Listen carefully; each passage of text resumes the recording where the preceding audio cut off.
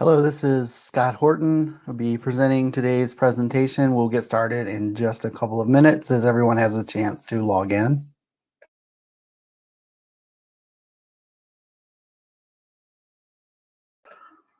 Hello, thanks for joining. We'll just give everyone a couple of minutes to get logged in. You should be able to see the cover slide for the presentation, what the 2020 election results mean for New York employers. And we will get started in just a moment.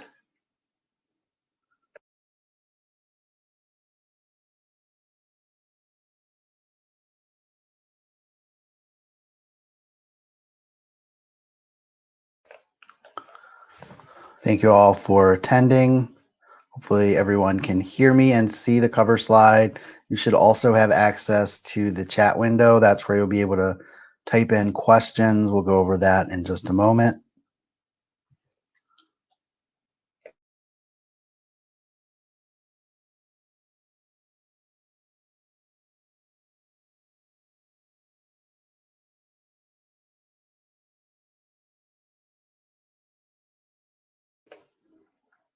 I know we were just a touch late in opening the room, so I'm going to give another maybe 30 seconds to minute for people to get logged in, and then we will get started.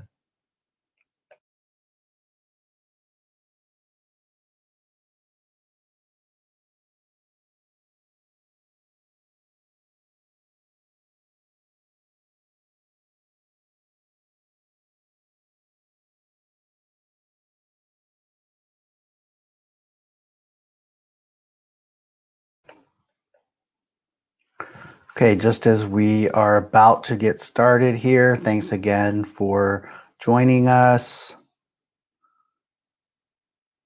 I am Scott Horton. I will be presenting today's webinar, What the 2020 Election Results Mean for New York Employers, More Regulation on the Way. Just wait one more moment and then we will begin the presentation.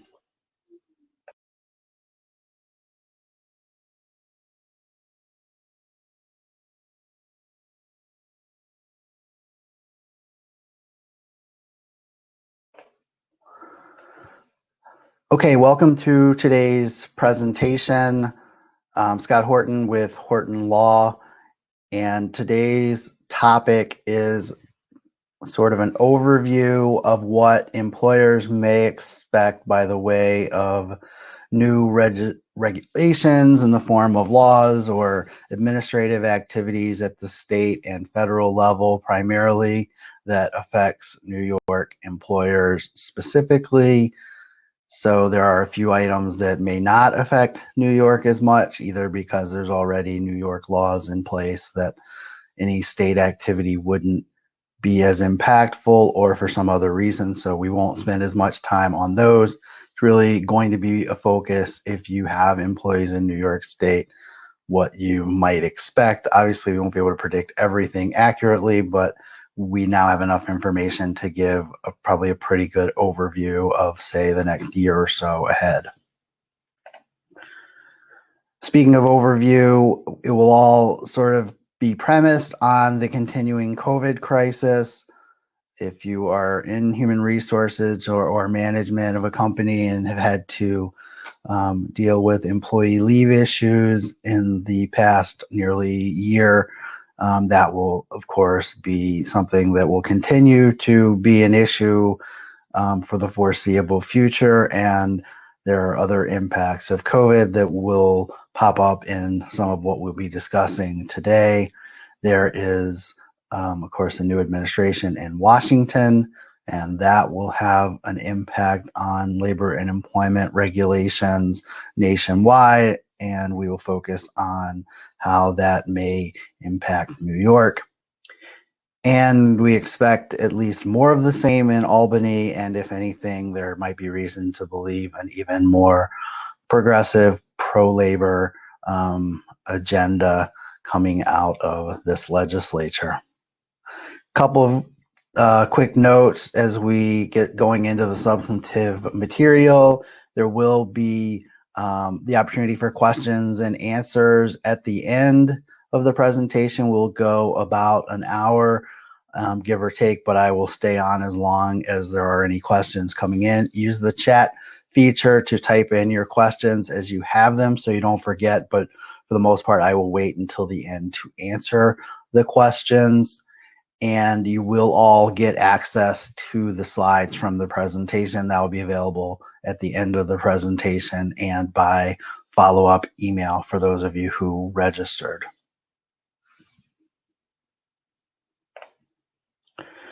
So just quickly on COVID-19, we've been dealing with this for many months now. Unfortunately, it's not over.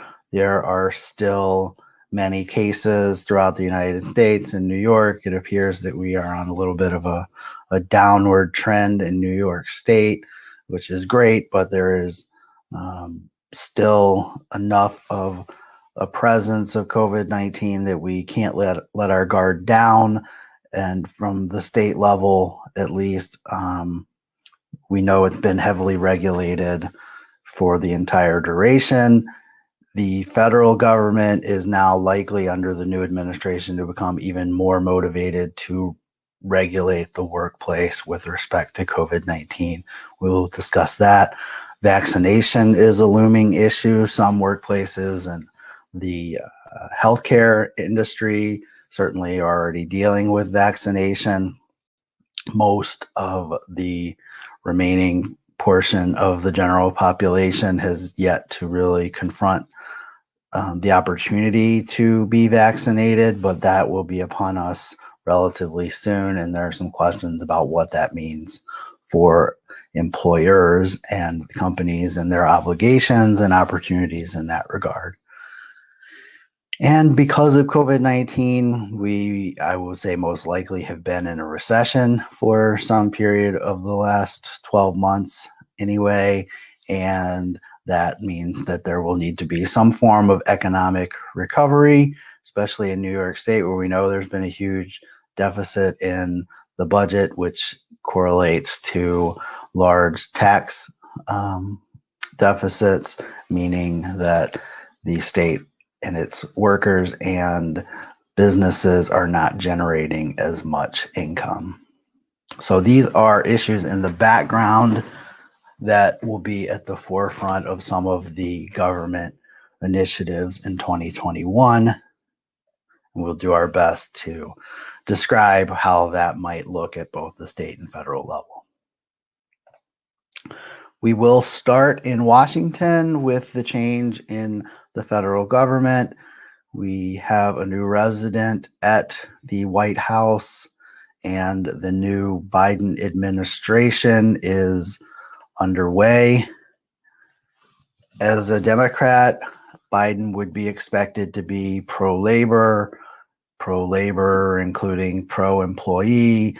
By comparison, under the Trump administration, the policies coming out of Washington, especially out of the executive branch, would have been considered more pro-business. So that's what we mean there. I'm not trying to make big picture ideological statements about Democrats and Republicans, but just for purposes of the issue we're discussing, that being workplace regulations, there's a pretty clearly established dichotomy between what Democrats and Republicans generally try to bring to the table. That being said, President Biden historically, before becoming president, would be considered a relatively moderate Democrat with regard to economic issues. However, in just his first day as president, he quickly demonstrated that he will be pursuing a path to quickly shift labor policy. We get to some of the examples of that in just a moment. The one thing that Biden has started to do directly is sign executive orders. For the most part, the president's executive order authority over employers is limited, or at least his direct authority with respect to the employment relationship is limited.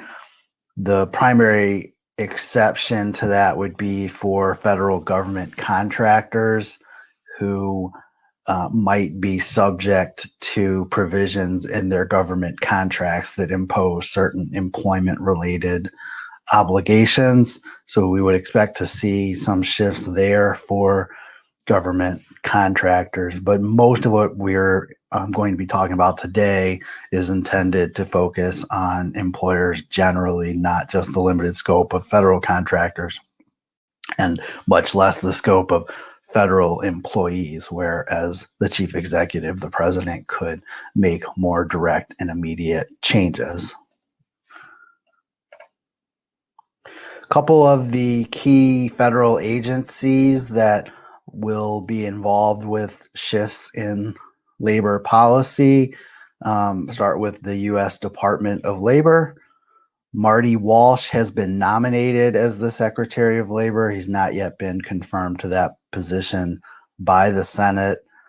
However, at this stage, it's assumed that he will eventually become the Secretary of Labor. Mr. Walsh is currently the mayor of Boston, Massachusetts. Before that, he was the president of a local laborers union. So obviously he has very strong labor union ties and a background in that area. So we would not be surprised if he were to carry that philosophy into his time as the Secretary of Labor. There have been a number of changes in regulations from the Department of Labor, even very recently, regarding things like the joint employer standard and who's considered an independent contractor.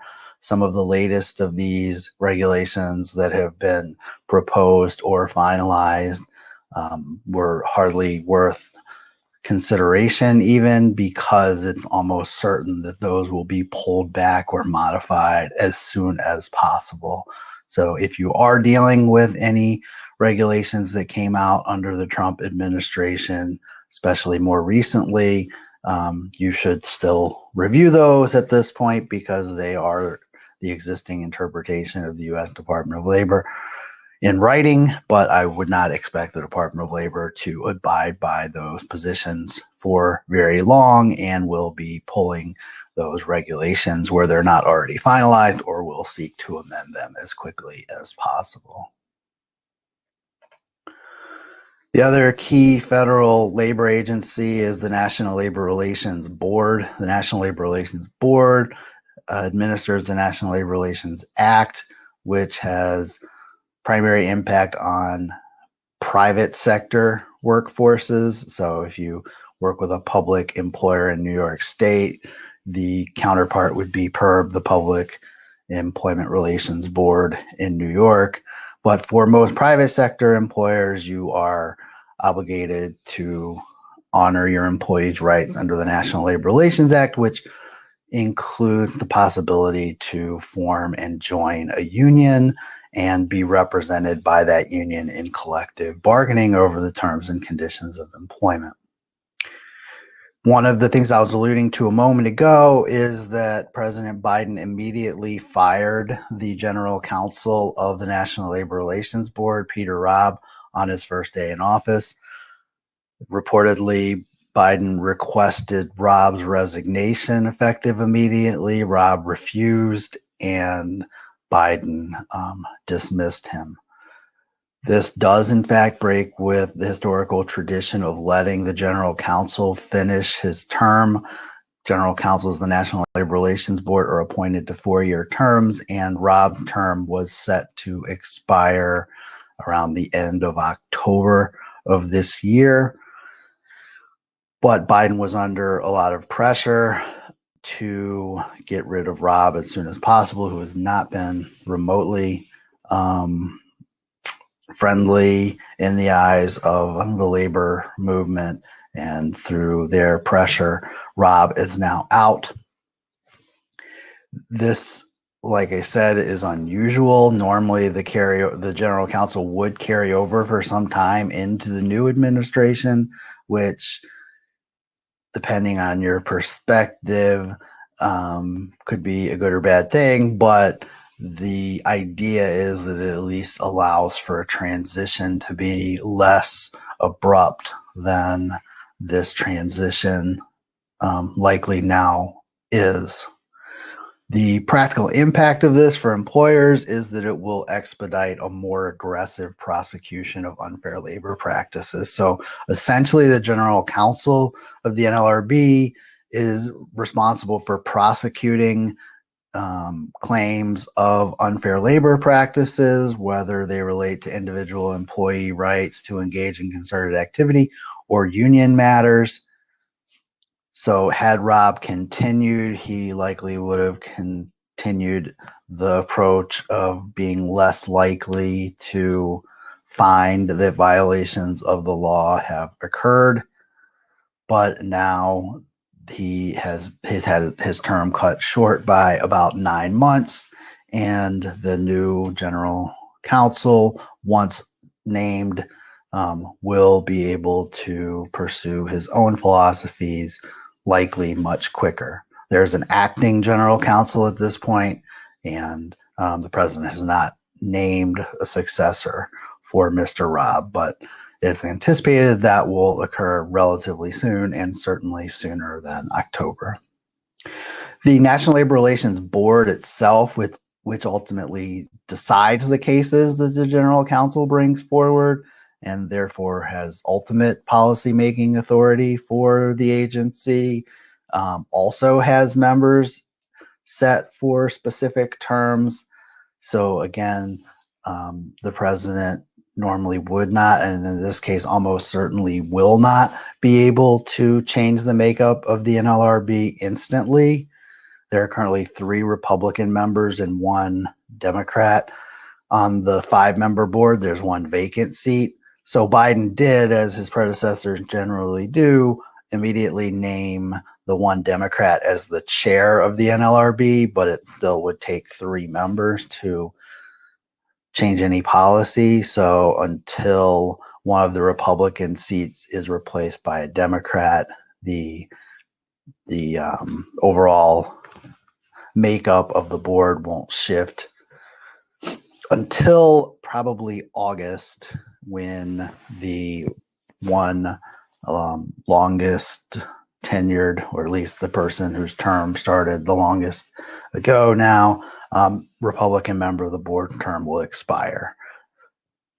You know, they're a little bit far off at this point, but we would anticipate right now that Biden will have a nominee ready to go to be appointed as soon as possible, in and around August, and presumably will fill the other vacant quote unquote Democratic seat between now and then.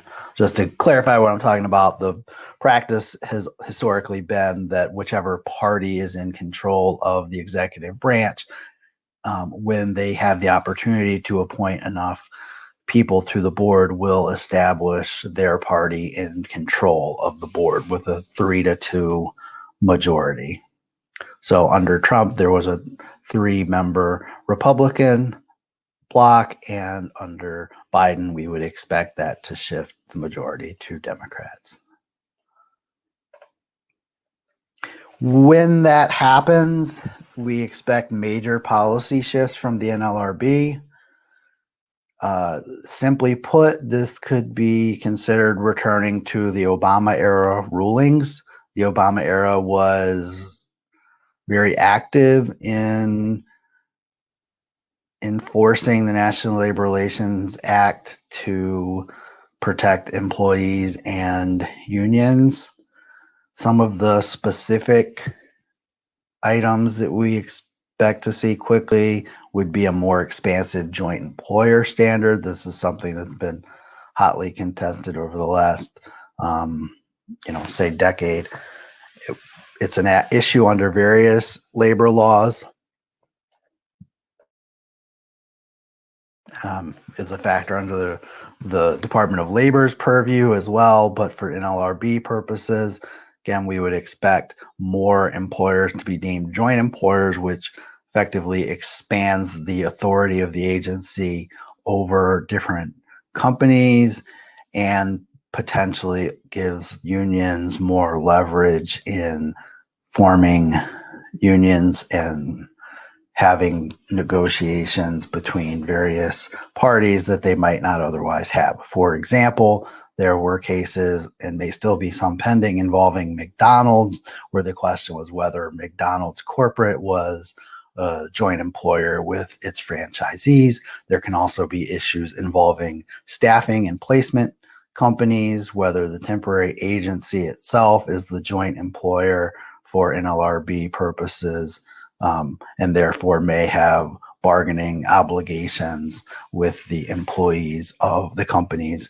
they place workers with, or conversely, whether the site employer or the site company where the workers are placed has to bargain with a union, for example, over employees who are on the books of the staffing agencies. So in some contexts, those are very critical jurisdictional nearly issues. Another major issue that we've already seen go back and forth in recent administrations is the timeline and process of union elections.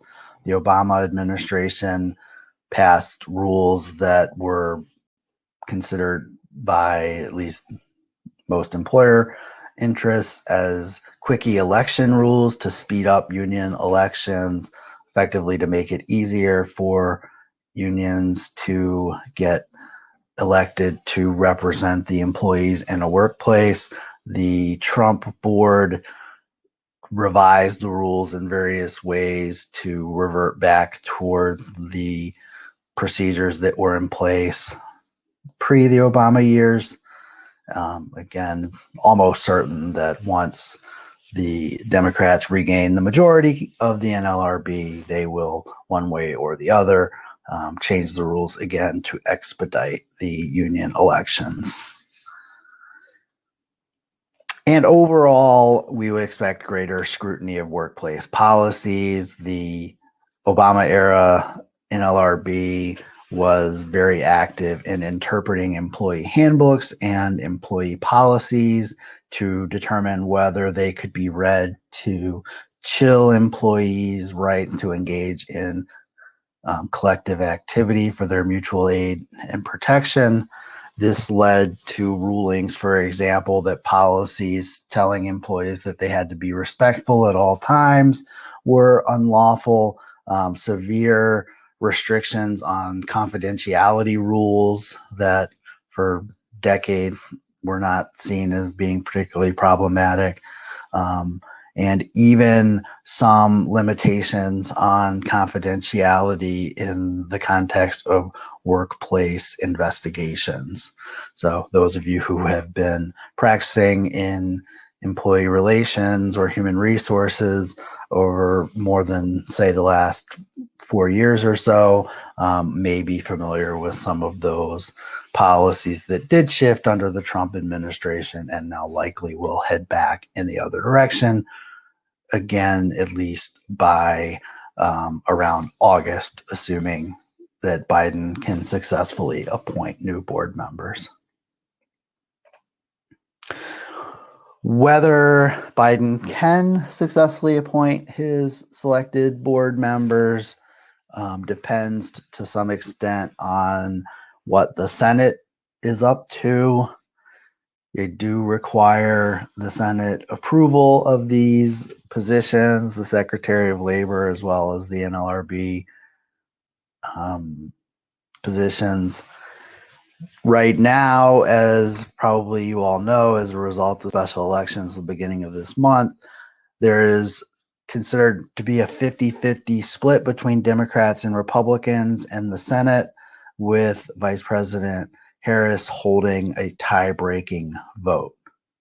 So this, of course, was a major benefit for the Democrats to get to 50-50, but it wasn't their dream scenario. They would have much rather have more than 50 votes in the Senate. On the House side, quickly, the Democrats, of course, retained control of the House, although it is a very narrow margin, I believe, of only 12 representatives.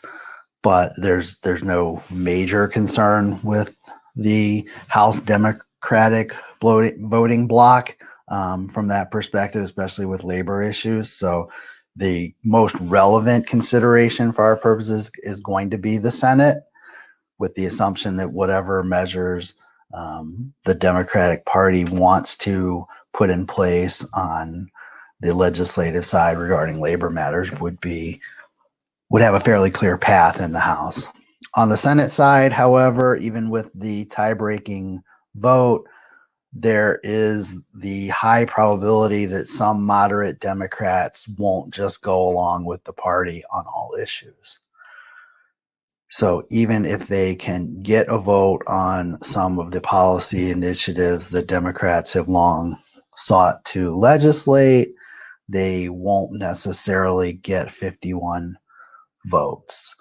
Some of the most moderate Democratic senators include Joe Manchin of West Virginia and the senators from Arizona.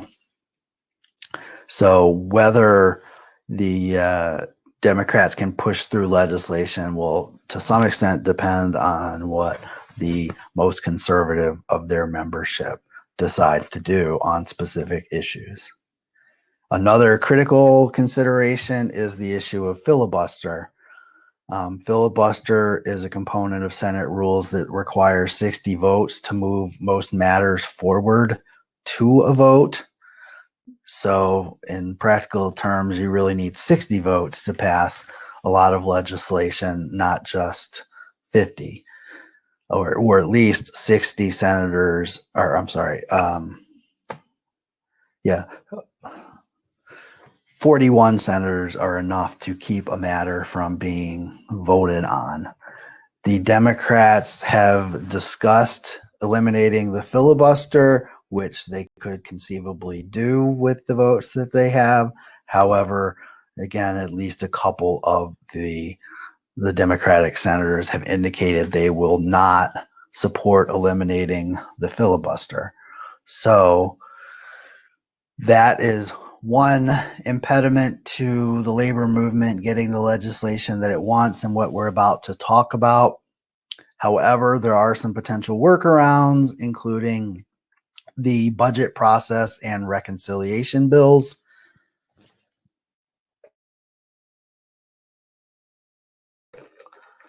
So those types of legislation are not particularly susceptible to the filibuster.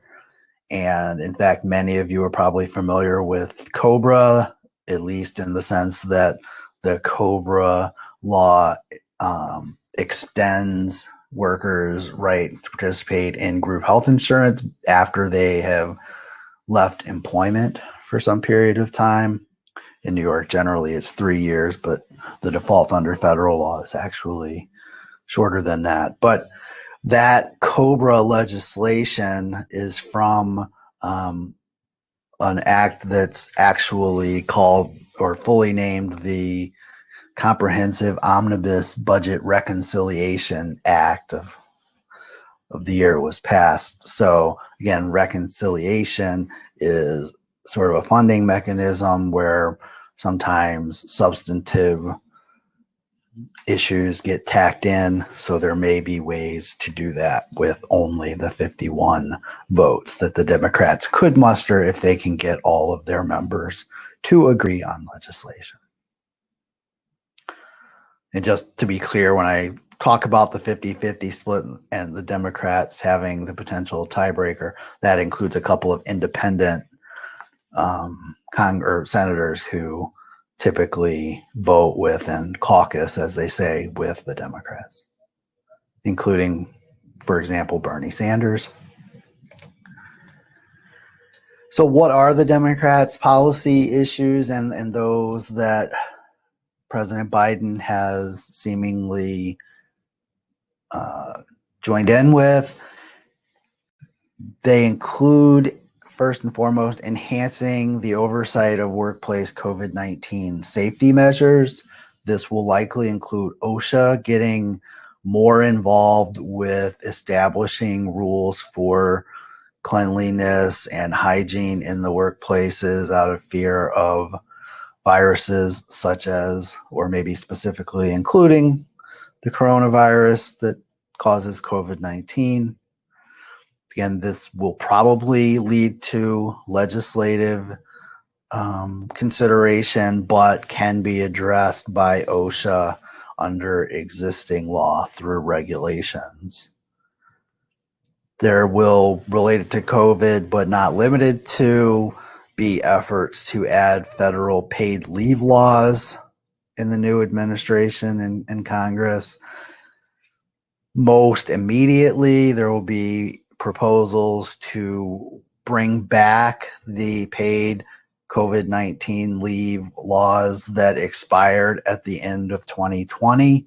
That will be part of the next proposed stimulus package.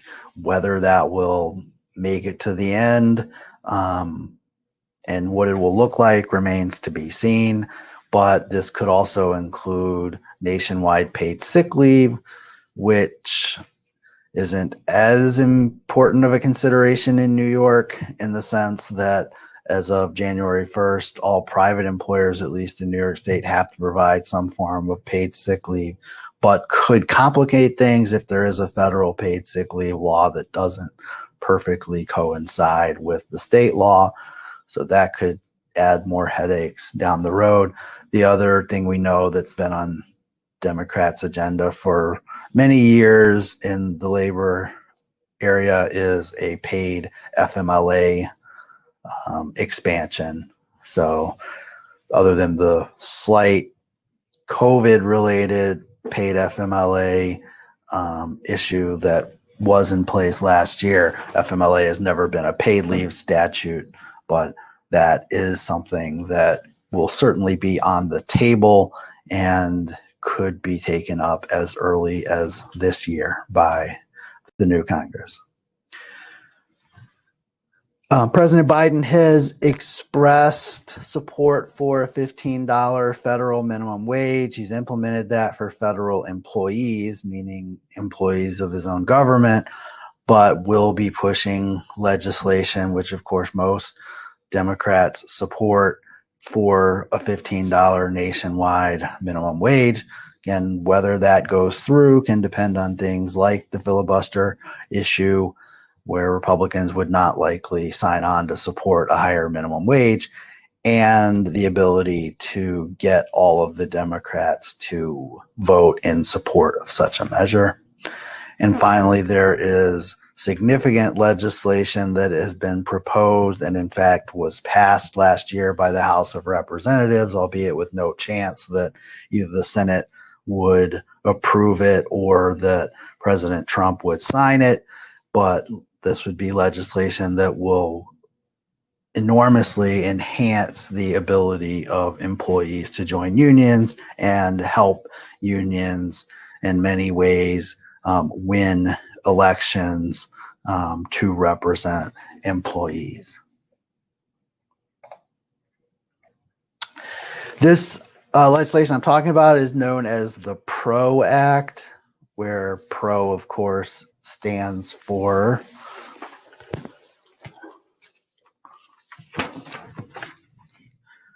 one second, let's get it right here.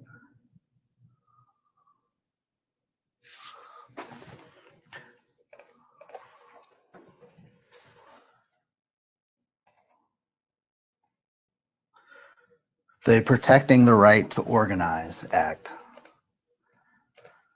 So, of course, everything has to have a catchy acronym. So the PRO Act is multifaceted legislation that's aimed to protect workers and unions.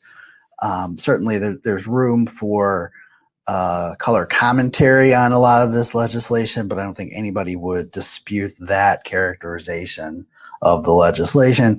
It gives more workers the right to unionize. It addresses issues relating to so-called gig workers and independent or arguable independent contractors.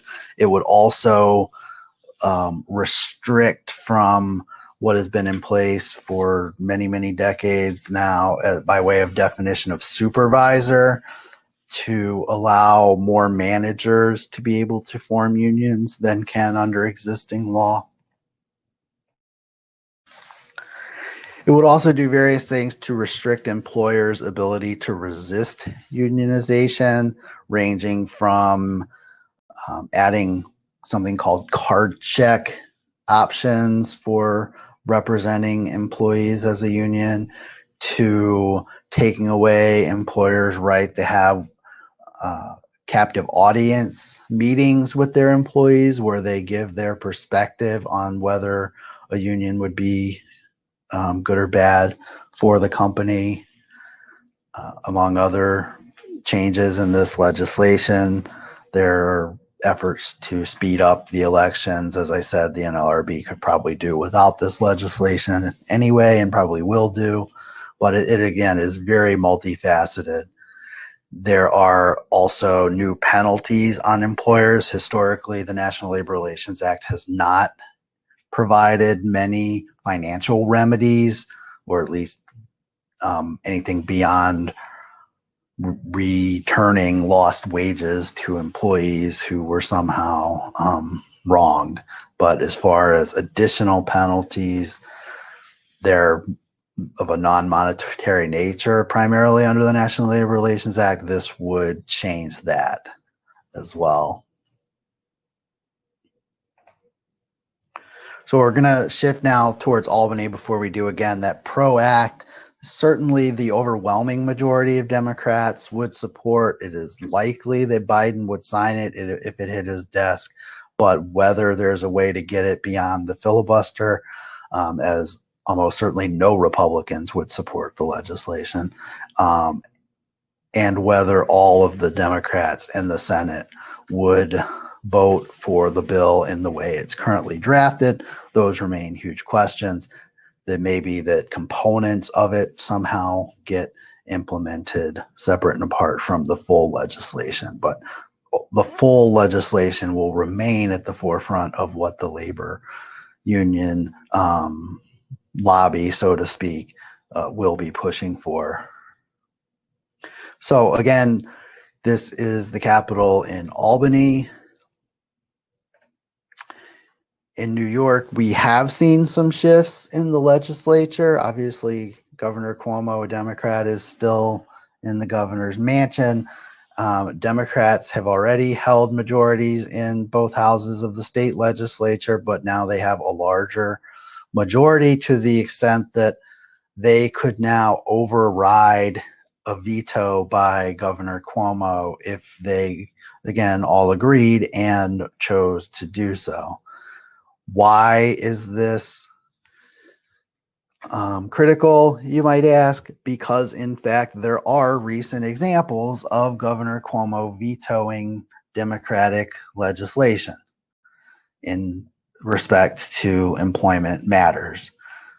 Specifically, I know last year, 2019, there was a law that passed the legislature that would have added bereavement leave to the paid family leave law.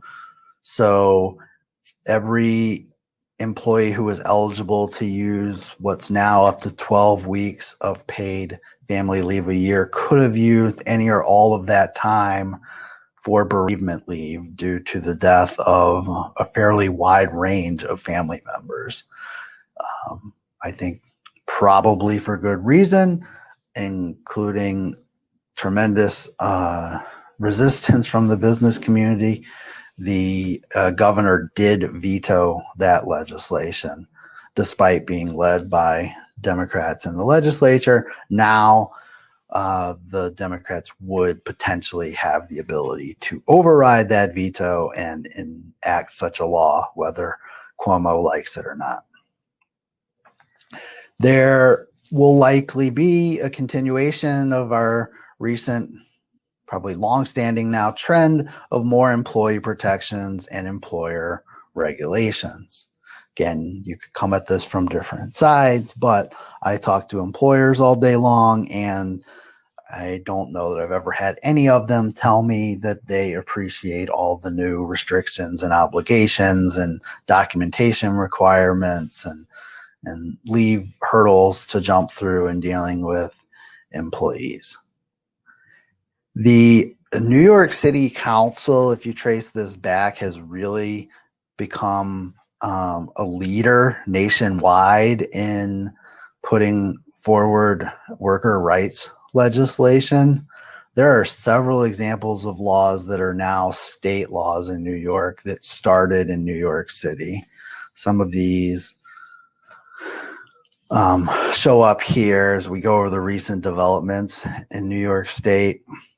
So the paid sick leave law that went into place effectively at the beginning of 2021 built off of a New York City paid sick leave law.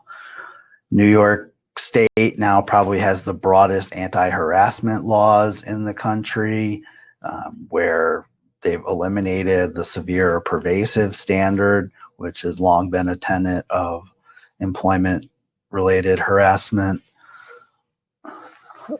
legal doctrine. So where did that come from? Again, that started in New York City and the New York City human rights law.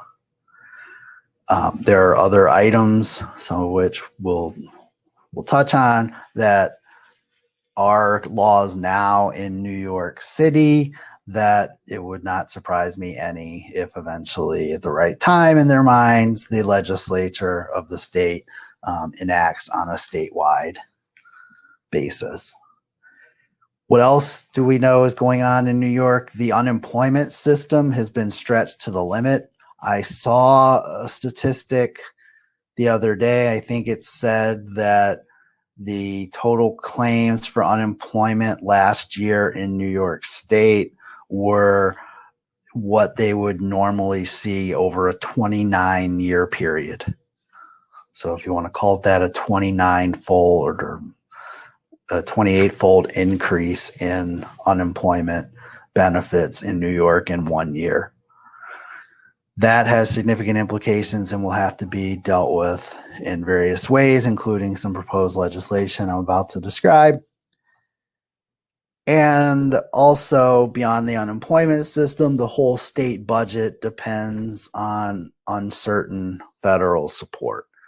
So if you've listened to Governor Cuomo talk at all recently, he has insisted that the federal government needs to provide state funding, state and local funding specifically, but the state funding he's now increasingly confident in because Biden is the president and the Democrats have the thin majority in the Senate.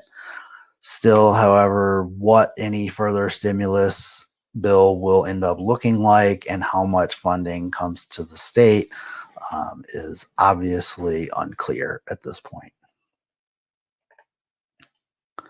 So where does that lead us?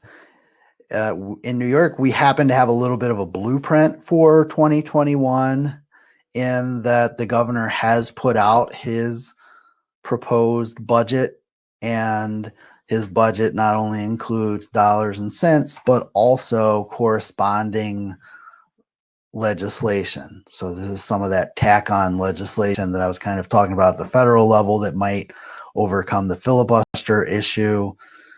But for now, we actually have tangible draft bills that we know the governor is supporting and asking the legislature to adopt.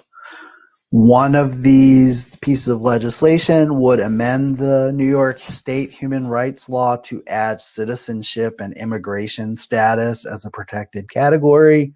So that long list of protected categories in your anti-harassment policies, for example, that cover age, race, sex, sexual orientation, marital status, familial status, gender identity or expression, among others, will now need to include, assuming this legislation passes, which I think is a good assumption, citizenship and immigration status. Now, some of you might say, well, wait, isn't this already protected? There is a protection already for national origin, and the memorandum supporting this legislation from the governor's office acknowledges that anything covered as citizenship or immigration status is probably already covered as national origin, but they want to make it clear and specific to employers that you cannot discriminate against or allow harassment to occur based on employees' citizenship and immigration status. Again, just to be clear, what I'm talking about right now is proposed legislation, not something that has happened yet, but something that likely will happen when the budget gets adopted, which usually happens around the beginning of April. There are proposals to expand unemployment eligibility.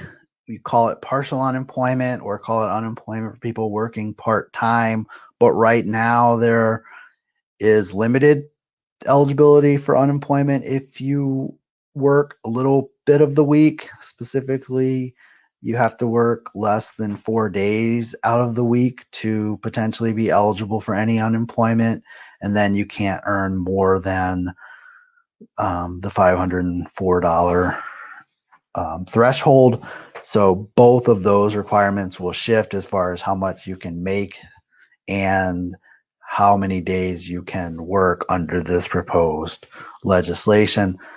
I don't know that this law will necessarily go in exactly as proposed by the governor one way or the other, but what I do know is the way it's been proposed, it would not go into effect until next year, so 2022. That could change, but right now that is what's being proposed, but whatever changes made there is something that employers should become aware of when it happens, because you may have more employees eligible for unemployment just when their hours are reduced, for example, in a given week. There is a proposal for a new leave entitlement for New York State workers, both public and private sector employees, as written, of all employers, regardless of size, where the employee would be allowed up to 4 hours off for each of the 2 COVID-19 vaccination shots. So employee says, I'm going to get my COVID vaccine, then you have to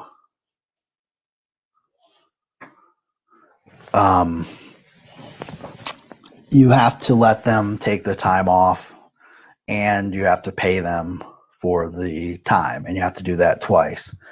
And by the way, that's in addition to the new state paid sick leave law. So you have to give them those 8 hours off to get the vaccines and not count it against their sick leave or any other paid time off that you might have available. The other thing I wanted to note is there are proposals for tax credits for hiring displaced workers.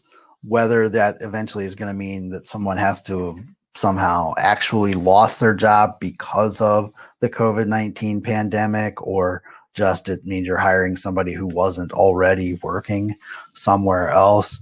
I think some of those details will have to be worked out. If not across the board tax credits as proposed, the categories could certainly change before this gets finalized, but the focus is on small businesses, restaurants, the theater industry, and musical theater, restaurants, and small businesses. Again, I don't have all the details for this presentation because I expect that will shift as the legislation gets into the legislature and the budget process plays itself out. So we are going to pretty much wrap up here. I'm going to give you access to the slides in a minute, and then I'm going to start answering all the questions. But I just wanted to give you this background at the start of the year and let you know that expect to see many changes that will affect what you're doing in your businesses. The fastest way to get updated on anything we become aware of is through our firm LinkedIn page. So you can go to that. It's Horton Law on LinkedIn. That's the specific URL that will take you right there, but you could just search and find it, or find me and then click into the company page.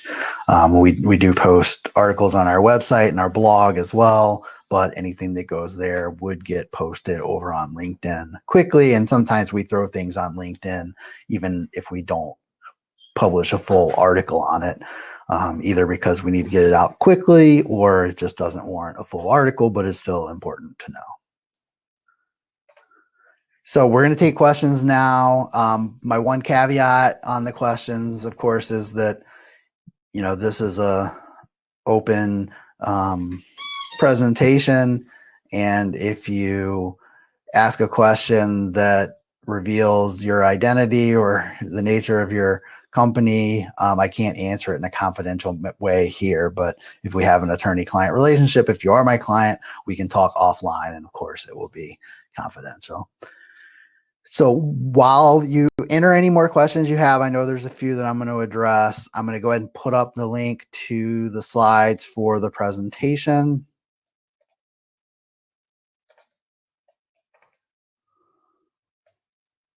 So you'll have that.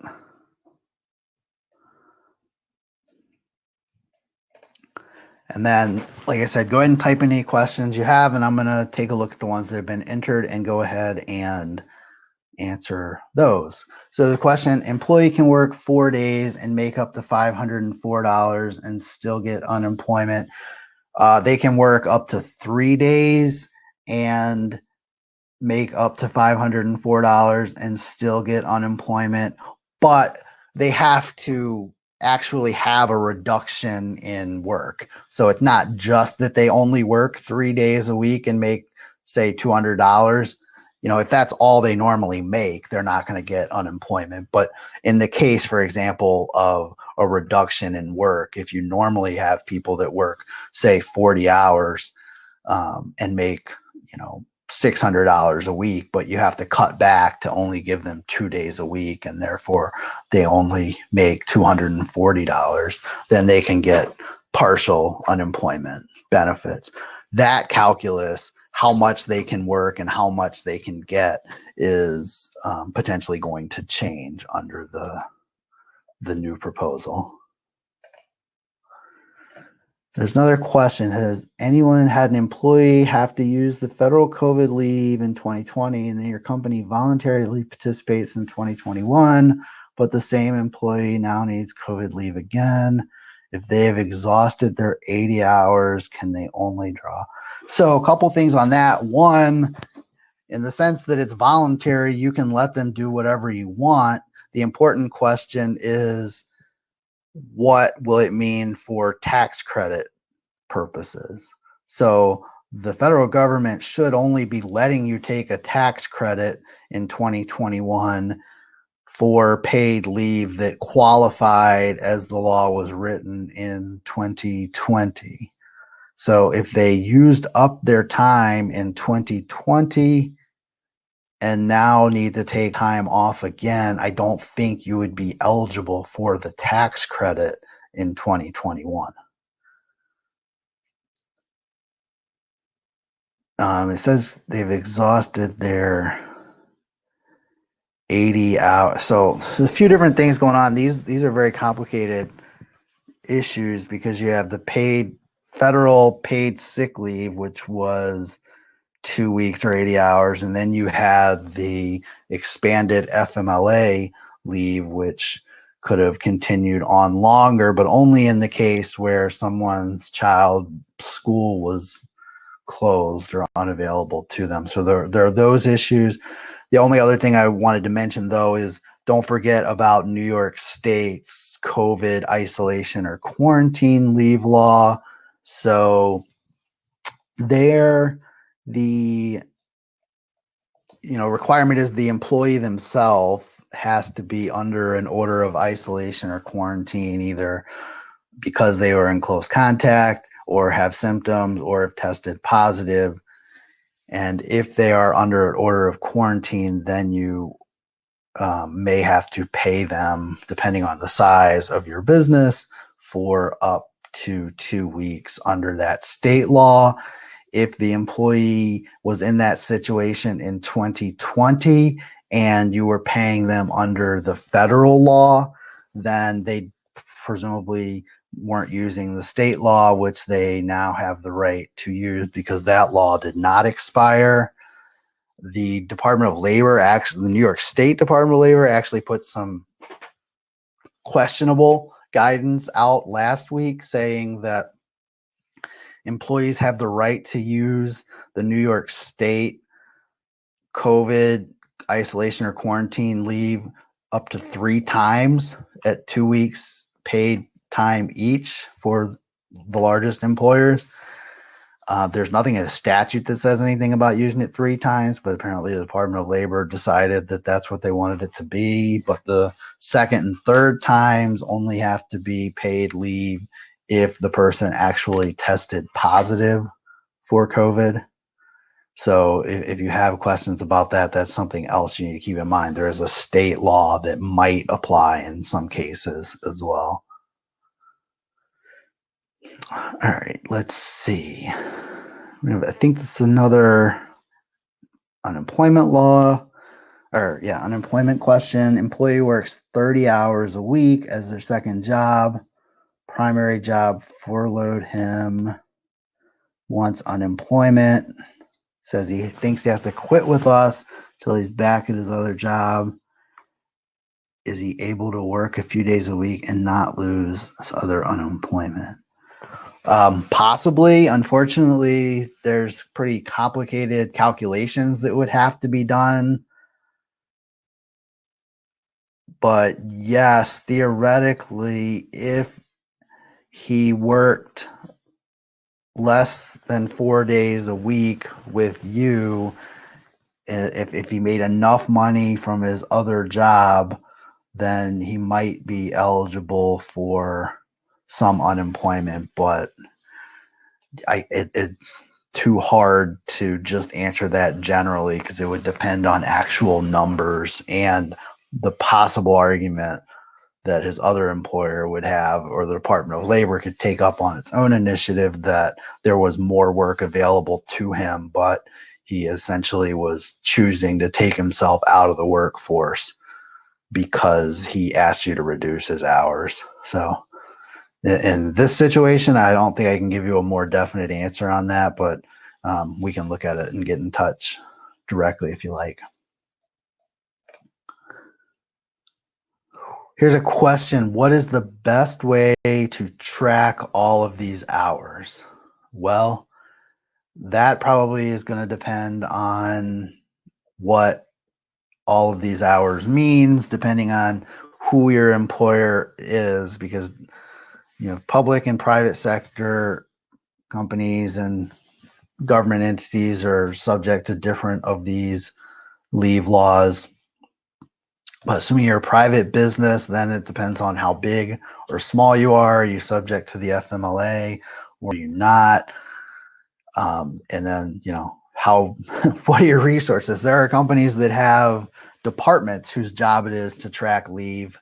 And of course, there are smaller companies who the same person that does pretty much everything else has to do this. So, I mean, you can ask a more specific question if you think that would help, but I don't know if I can give a better answer on that question.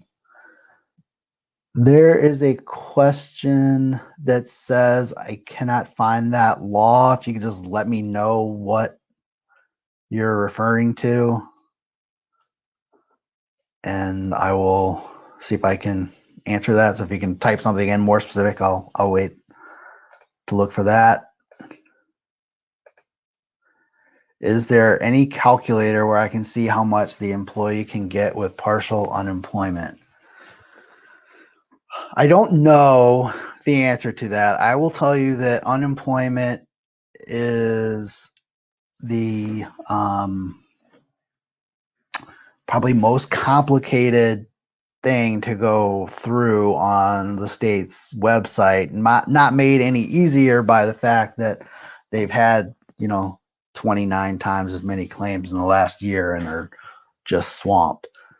The problem with there being any calculator is how much somebody can get is based on a calculation that depends on how much money they've earned basically over the last year, but there's various calculation methods, and you know you almost need an accountant to figure out everything. I don't know that accountants would know how to do it, but that's the type of level of analysis that you have to do to jump through all the hoops. It's a simple situation if you just have somebody who's made a straightforward amount and only worked for you for some period of time, but you can't entirely be sure whether that person worked somewhere else, and that would all factor in.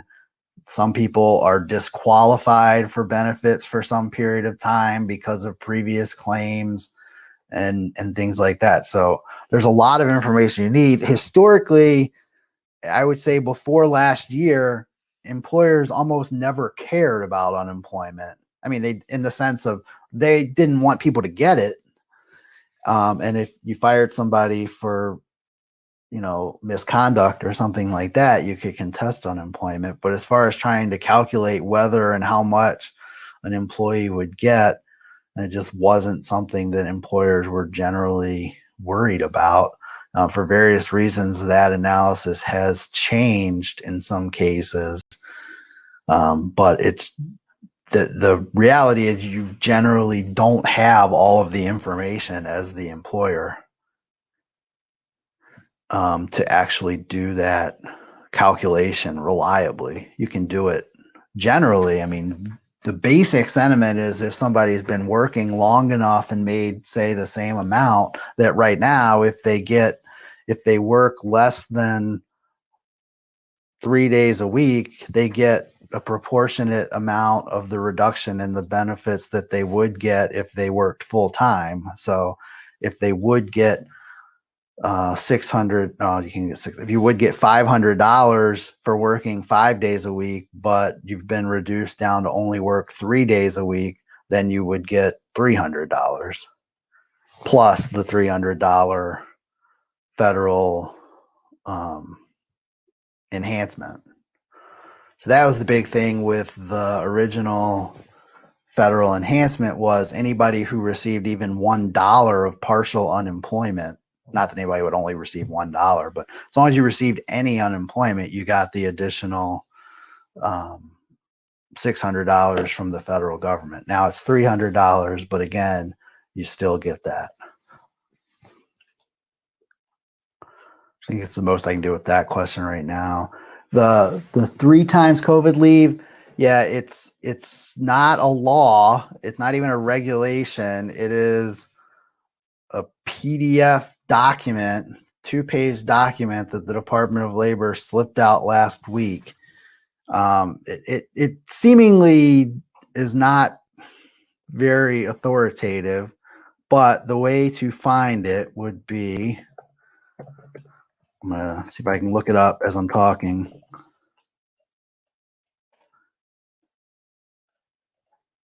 Where did they hide it?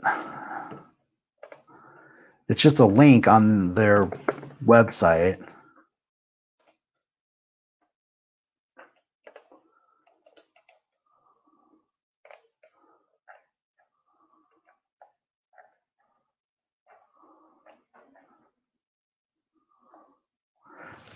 I can't point you to it exactly right this minute, but it is on the New York State Department of Labor website in their COVID materials. There's a little line of text now that says that, they released updated guidance on January 20th, I think it was. So I can follow up with you and send it to you, the person that asked the question. If anybody else needs it, let me know. But there is a significant question whether the Department of Labor actually has the authority to create that. I mean, they almost certainly don't, but like a lot of other things, that isn't stopping them right now from at least telling you that's what the rule is. I'm going to hang on for another, minute or something here just to see if there are any more questions. Yeah, I see those of you who are asking to send it to you. I will do that. And if I miss anyone, give me a few minutes after we're done here. But if you still haven't gotten it, feel free to email me and I'll send it right back. There's just no easy way to direct you to it. You just have to be rambling through the Department of Labor website and find it. But I guess I would just close a little bit and say that we definitely expect there to be many developments this year, just as there were last year and as there have been recently in New York State.